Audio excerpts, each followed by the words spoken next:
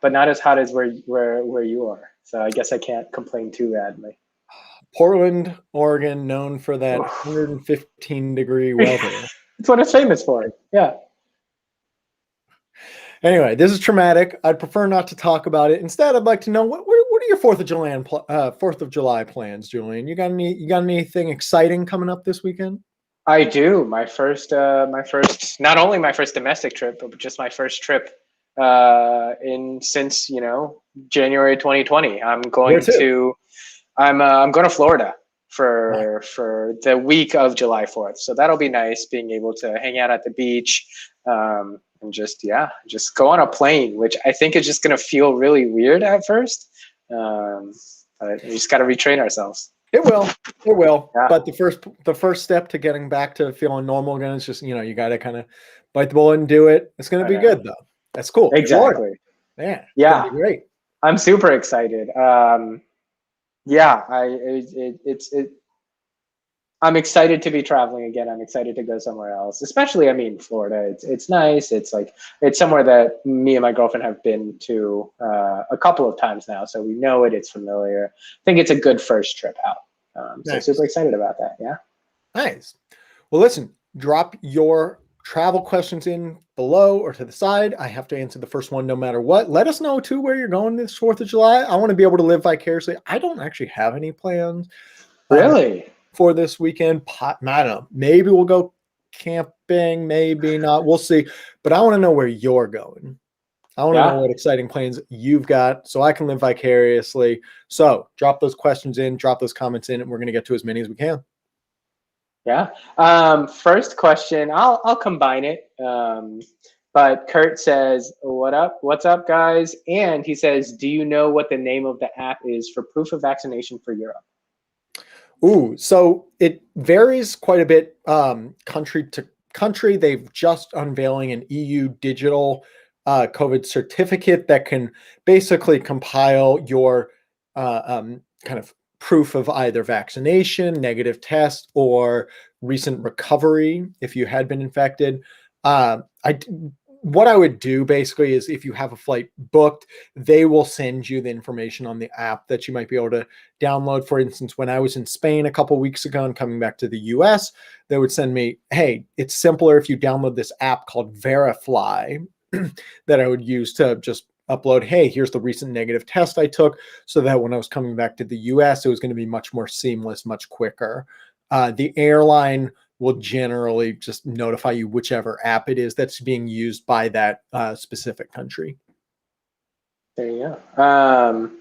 One of our good friends, Allison, she asked, hey, to two of my favorite people, any update on when you think Asia and Oceania will reopen? Good question. So we've seen a number of destinations start to open up. Phuket, the island in Thailand, is actually opening up tomorrow for international tourists, but it's the only place in Thailand that you can go as an international tourist. Vaccination and recent negative test required, and they're kind of doing it as a it's a little bit like of an experiment. Yeah, a little bit of an experiment. So that is a positive sign. Singapore actually hinting at a sooner reopening than many folks had thought, even possibly as early as August, depending on how vaccination rates go. We don't have much concrete information in terms of timeline reopenings beyond that. I saw Bali, which some people had hoped might reopen in the summer, is actually pushing back maybe towards the fall. It's a little bit up in the air about when specifically. But one of the things that I'm tracking every week, sometimes every day, are the vaccination rates in Japan. Because I know for a lot of folks, they're really excited to go to Japan. Maybe they got those $200 round trip tickets that we found a couple months ago and are so excited about. And I think it's mostly good news, both in terms of the case counts in Japan have been going much lower, but especially the vaccination rates have been really picking up. A month ago, there were only about 6% of people in Japan that had been vaccinated. Right now, it's it's about 23%. And, a month from now, I expect it to be probably something 40 to 50%. A month after that, you're starting to get into real territory where they might feel comfortable allowing international tourism again. And so most folks, when I've been asked in the past, what is my best guess on when a place like Japan would reopen? My best guess is something like October, November. And that's still probably kind of my best guess, but I think there's more possible reason for optimism, more hope that possibly it could happen a little bit sooner than some folks had expected. Again, this is all just reading the tea leaves and hoping for the best. But for a lot of folks who maybe were looking at Europe and not expecting places to open up until, late summer or fall or whatnot, almost everywhere in Europe, with the exception of the UK and some parts of Scandinavia, almost everywhere is now open for American travelers. It can happen really quickly. And so don't get too caught up in what the situation as it exists today, because that situation can change very quickly. The EU, which had been lagging in vaccination rates, is actually just about to pass the US in first doses. So this gives me hope on Asia reopening. Oceania, a little less so. New Zealand and Australia, really slow, lagging vaccination rates. I would be surprised at this point if you could go to either one as a tourist in 2021. I think it's more likely at 2022 at this point. Yeah, no, I definitely agree with especially Australia and New Zealand. But yeah, I mean, what you were saying and what you've been saying the past couple of weeks, or months at this point, of Asia probably going to open up quicker than imagined. I mean, you said the same thing about Europe, and here we are with Europe right now. I think, with Singapore and Phuket and a lot of these places opening up, it's looking good, at least for possibly other cities and countries in Asia as well. Fingers crossed. We'll keep monitoring for you. Yeah, for sure. Good friend Brooklyn Joe, he says, good morning from Honolulu. No Costco today, but I did go to the Costco in Maui. I love that. I also feel like at this point, we've done a couple of these, or we've done so many of these, that we're truly tracking and just waiting for these trips that you all are taking, that we're not on, but I knew Brooklyn Joe was going to Hawaii, and here he is. He's there. He's made it. That's awesome. And so I find that all the more reason for the rest of you. Let us know where your travel plans are. Let us know where you're going. We want to be able to live vicariously and celebrate your travels alongside you. Scott wants to do that so much that he created a whole company for it. There you go. Exactly. Yeah. Lindsay's question, she says, howdy, booked for Scotland late September. What are your thoughts about it opening by then? I would be pretty surprised if Scotland were not open late September. I think, we talked about how a lot of places open up sooner than expected. I think the big glaring exception for most people is the UK, that a lot of folks had hoped that it was actually going to open before continental Europe, and instead it looks like it's going to be significantly after most of continental Europe. By late September, though, we're talking, 2.5 months from now, I would be pretty dang surprised if you couldn't take that trip. So I again, even though you can't go there as a normal tourist today, I think by late September, the odds are very, very good. Yeah. Mike comes in with a good question. Mike asks, what's up with these Southwest and American cancellations? Great question. So there are a few different reasons why they're occurring, but especially on the American side, they didn't have enough pilots trained up to fly the schedules that they had put out when they put them out months ago, and it just kind of came to a perfect storm where the number of flights that they had scheduled, they just literally didn't have enough pilots available for. And so they had to try to cancel a bunch, and then they had to start to trim their schedule for late June and early July to prevent some more of those last minute cancellations. And you're seeing those types of, with pilots, it's less of a labor shortage and more of what's called more of a regulatory thing. So pilots have to do what's called staying current, which means they either have to fly a certain number of hours each month, or they have to go and get retraining, which involves like a couple days of classes and then a few days in the simulator, just to make sure that they're as in tip-top shape. Given that travel was non-existent for much of 2020. A lot of pilots training lapsed and they had to go back and get retraining, but there's a limit to how much that can happen because they, only have a certain number of slots in the simulator, only a certain number of trainers. Right. And so they just kind of lag behind the number of pilots they needed. And you saw it come to a head a week or two ago with all those cancellations. This has been a problem throughout the airline industry. Travel, all of us have rebounded with our travel demand much more quickly than a lot of folks expected, even at the airlines. And so they're facing some shortages in trying to staff up quickly. And this is why, for instance, you see long hold times if you need to call the airline because they don't have as many people working in the call centers as they need to service the number of folks calling. Ditto with baggage handlers. They need more baggage handlers. Ditto with people working in the airports. There's labor shortages all around. And in some cases, it's leading to these cancellations. Yeah. Do you see this, do you see this dragging out and becoming an issue for a couple of weeks here? Or do you think this is something that as, we're understanding or seeing that travel is coming back, airlines are definitely seeing that it's something that they're going to, expedite and try to fix it as quickly as possible? I think for the cancellations, I think that'll fix itself out pretty soon, as many of those pilots who had their training lapsed or whatnot are now getting retrained and staying current, especially with, travel is back to 80-90% of what it was. And so I think you can expect that is going to continue. And so you're just not going to have pilots getting furloughed anytime again soon.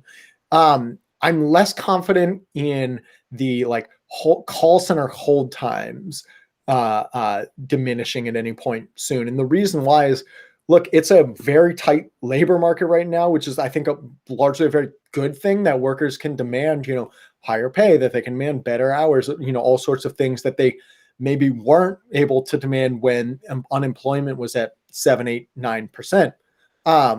And so I think you're finding a lot of airlines having difficulty hiring folks and getting in. And so, they're either going to need to increase their compensation, offer better pay and salary, or continue to be understaffed and face these really long hold times. I don't know when that's going to fix itself, though. Yeah, no, something we'll definitely keep an eye on and see, possible what downstream effects that they may have. I was just quickly checking. Rosita asks, do you have any specials or deals to Iceland or Portugal? We actually, I think in the past week, we've sent deals to both, to Iceland and Portugal. So yeah, obviously, Rosita, it depends on where you're flying out of, but we do and have been seeing deals to Iceland and Portugal come in more often than before, which is nice. And then following up, Bobby's question is, do you think Portugal will be open in September, Scott? I do, because it is open today. Yeah. Good news. Yeah. We've actually been posting a weekly map on our Twitter account. Shout out to the Scotchy Flights Twitter account. Go give us a follow, why don't you? But we post a weekly map on where's open and accessible for Americans with tourists without any quarantine. Portugal is one of them. Yeah, and honestly, that's a big shout out to you, Scott, for working on that, creating that. That's something that the flight experts on our team, we know the information and we obviously have to keep up to date, but having that one resource or that just one visualization that really, allows us to see it, it's very helpful. And as Scott said, definitely check it out. It's a very helpful resource to just have. Next comment comes from Enrique, and I like that he followed it up with, and yes, I'm at work right now at Lululemon with the AirPods. Love that. But he says, hey, SEF team, thank you for acknowledging the situation with the premium/elite membership. I was a bit disheartened that people swiftly canceled their membership, and he'll never forget Bali business class for 6:30 round trip. I don't think any of us are going to ever forget that deal. That deal that was incredible. And look, I wanted to, we sent out an email on Friday about this. I chatted with a number of you personally, but what happened was, look, we've been getting requests for years from folks who, maybe are a little better off financially and wanted to be able to take some of those business class flights that frankly are significantly more expensive than normal economy flights. a normal business class flight to Europe is usually going to be about $2,500. And so a great business class fare to Europe, more like $1,700. That is significantly different price point than the normal types of flights we send to the premium list for flights to Europe, where we're hoping for it to be like under $400, if not under 300 sometimes. Right. And so rather than, be sending out a bunch of $1,700 flights to people who are hoping for those $400 or $300 flights, what we decided to do was to create a new elite tier for folks who were interested in those business class, first class flights that, are significantly more expensive, but for some folks still want to, when they buy them, they want to make sure they're not overpaying.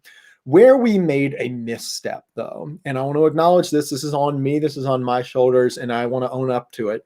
Where we made a misstep was in saying that the mistake fares that premium members have known and loved, if they, in those rare occasions when they happen in business class, initially said, we're going to reserve those for folks on the elite tier. And we heard from many of you, and I genuinely appreciate the feedback that you got, because it helps us realize when, we feel like we may have missed the mark, when we feel like there was a misstep. Heard from many of you who felt like this was taking something away. Even though business class mistake fares are so rare, they do happen on occasion. We have said in the past that when we find a business class mistake fare, we're going to send it to you as a premium member. And so after, hearing from a number of you, we just decided we want to make this right. We want to do the right thing. And so we decided to, okay, we're going to promise folks who have been premium members, who have been on the premium list, at least as of like 2 weeks ago, you're going to continue to receive those business class mistake fares as they pop up. If, even though they're rare, the next time there is a business class mistake fare, we're going to send it to premium members as well. So that was my fault for that misstep. I apologize. And I'm so glad for so many of you who let us know, and we're going to try to keep doing the best we can and keep getting better in the process. So that was kind of what happened. I felt bad. I felt pretty bad, like feeling like I disappointed folks, feeling, that feedback, but it was genuinely helpful to realize, okay, this is something we can do better on, and let's see how we can fix it. Yeah, and I mean, as a member myself, of course, as someone who works here, and obviously with all the feedback that we've seen, both, even on here and in our emails, like it's something that's, just acknowledging it and just, thinking about it, actually hearing that feedback, both positive and negative, from our members is super helpful. So I think that's amazing, and I'm super happy about that. That it was, looked at and not just kind of brushed under the rug. So,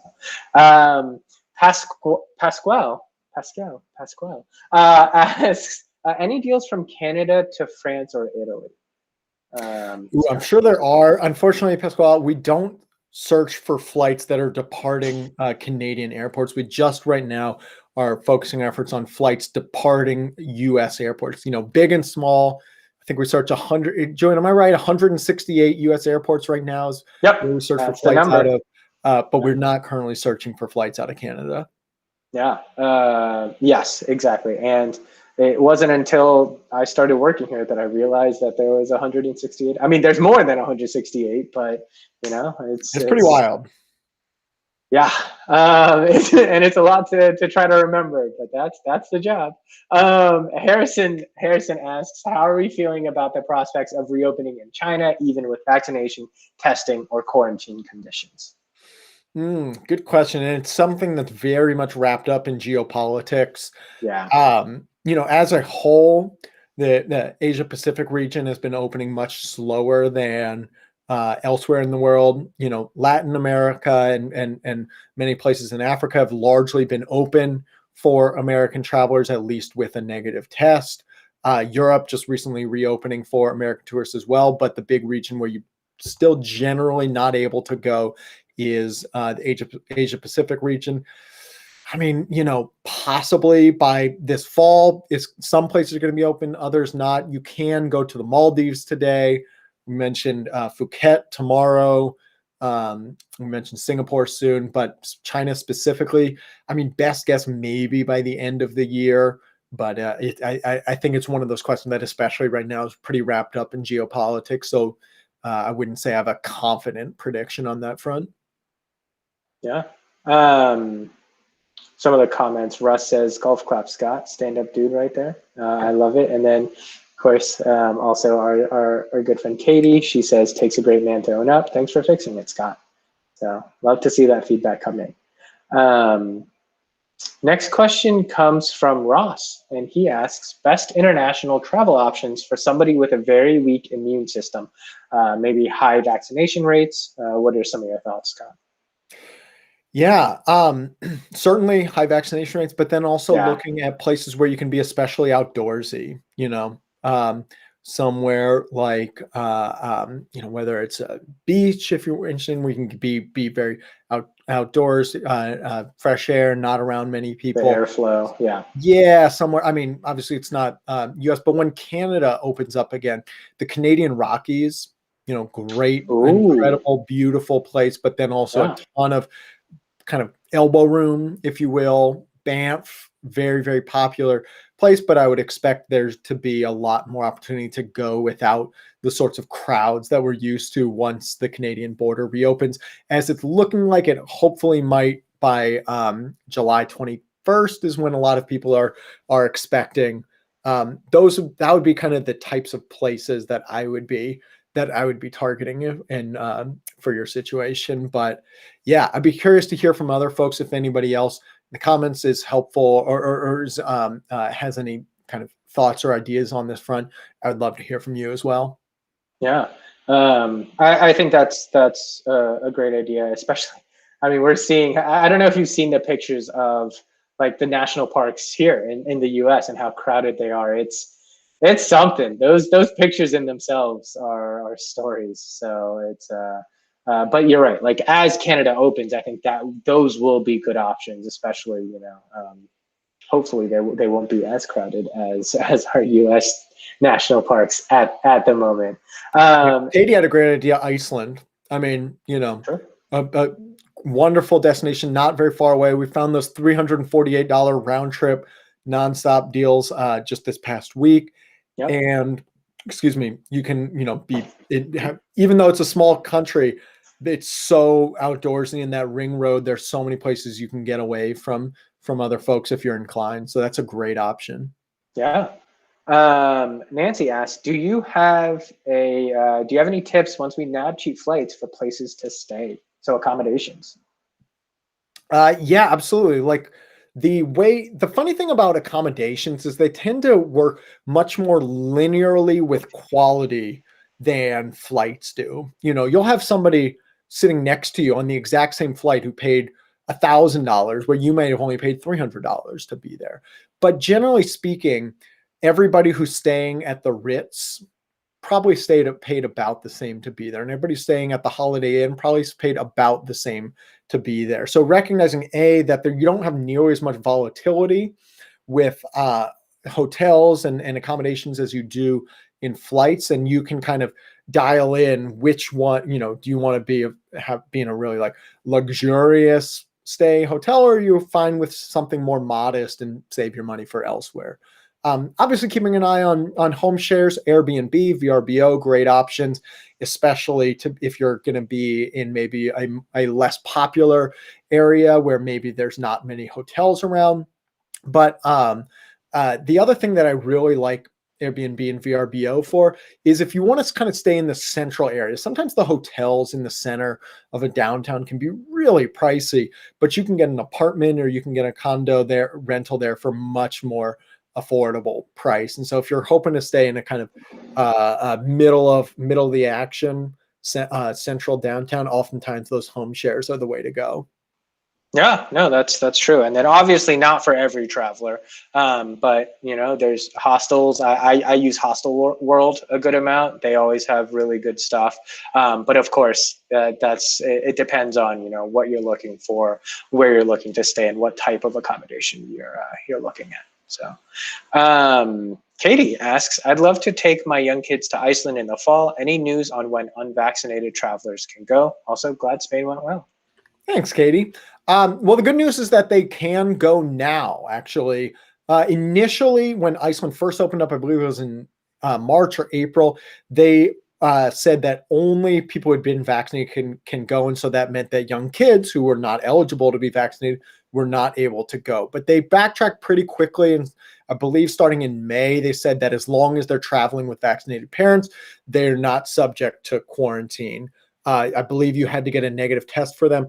But starting, I want to say July 1st, so tomorrow, Iceland's actually opening up its rules and making it much simpler for folks to be able to travel there for tourists, and having even fewer COVID protocols and restrictions. So you can definitely go now without, having to have any mandatory quarantine for the kids. The question is just if you'll need to get a test for them, and those rules seem to be changing somewhat. I would be quite surprised if it rolled back significantly and that you had to, that you, like, young kids weren't welcome. I would just expect that it's possible you'll have to get a negative test for them. Yeah. Susan is super exciting. Susan says she's in newly reopened Malta right now, thanks to a business class deal you sent in April. That's nice, amazing. Susan. Well done. That is so awesome to hear. Not only, like, I love people being able to take advantage of these business class deals we're sending out, especially with the new elite tier, but then also to hear about folks like visiting new country. Susan, you're probably the first one I've heard from in over a year, an American who's been in Malta. That's so cool. I mean, I know they just opened up, I think it was earlier this month, for American tour. So good on you for being one of the first ones. I'm sure you're having an amazing vacation, and I'm sure that it's far less crowded there than it would be in a normal year. So really cool to be able to have that kind of unique experience. Yeah, that's amazing. And I'd love to be in Malta right now too. So super jealous on my side. But Harrison says, need to commend you guys at SCF for remedying the premium elite membership fiasco. I thank you, Harrison, for saying that. He says SCF's response has been fantastic. So love that. Our next question comes from Allison.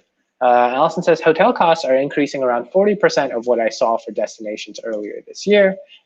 So glad I book hotels early for my travels. It's because Allison knows all. She asked, do you see those costs normalizing, or are we going to continue paying the 2020 tax for a while? I think it's going to vary significantly market to market. So the destinations that are the most sort of iconic tourist traveler destinations, at least in the US, places like Hawaii, places like Miami, Tampa, that's where you're seeing some of the biggest accommodation price increases.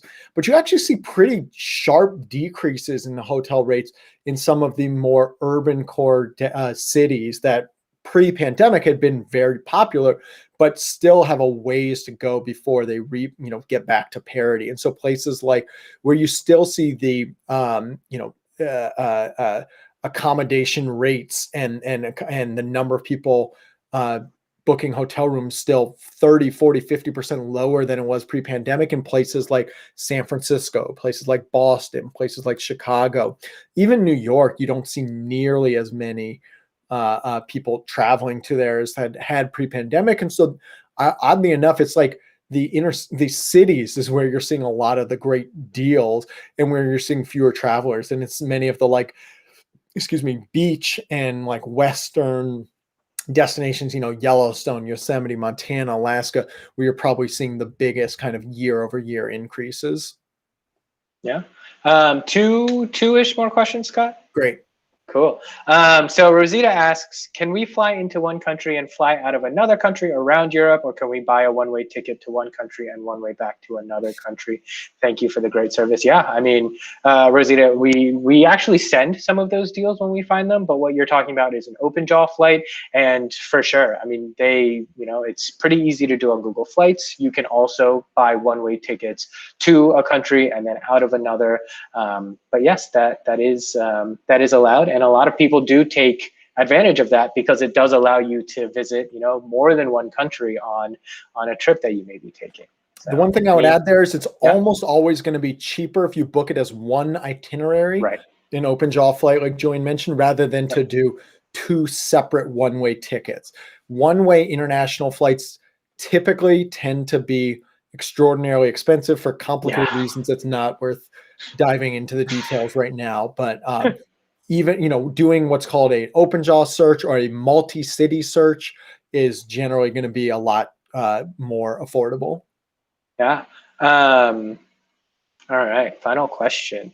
Well, before our final question, KK, a good friend KK asked, Julian, with you traveling next week, will there still be a live Q&A? That is a good question. That's something that I need to figure out myself, but I'm sure that even if I'm not here, we may have a live. We'll figure it out. We'll keep you in suspense. But no, we'll work on that and try to get a live in there. But final question from, I lost it. I did have, okay, good. From Vivian. She asks, maybe this has been covered already, but why can I board an international flight from the US without a vaccination card or negative COVID test, but can't return home without a negative COVID test or proof of vaccination? Good question. So let's say somewhere like Mexico. You can fly to Mexico this afternoon, and Mexico doesn't have any requirements that international travelers or international arrivals show a negative test or proof of vaccination or recent infection or anything. The US does have a rule that says for all arrivals, even Americans, you have to show a recent negative test, or you have to show that you were recently infected and recovered. Your proof of vaccination currently won't help you at all in getting back to the US. I think that will change at some point.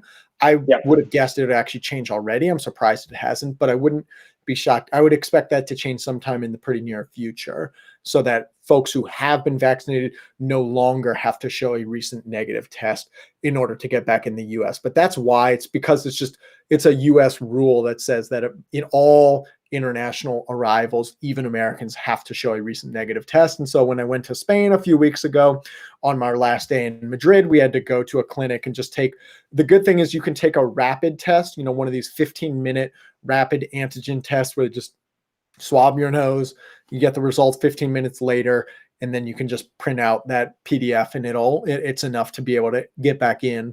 But that is still a requirement for all international arrivals. Yeah, cool. Thank you, Scott. That's awesome. Thank you, everybody, for being here. Thank you for your great questions. Thank you to our host extraordinaire, as always, Julian. And we will do our best to peer pressure Julian to do a live Facebook from the beach. On the beach. Exactly. Florida. Maybe the Wi-Fi is good enough. We'll see.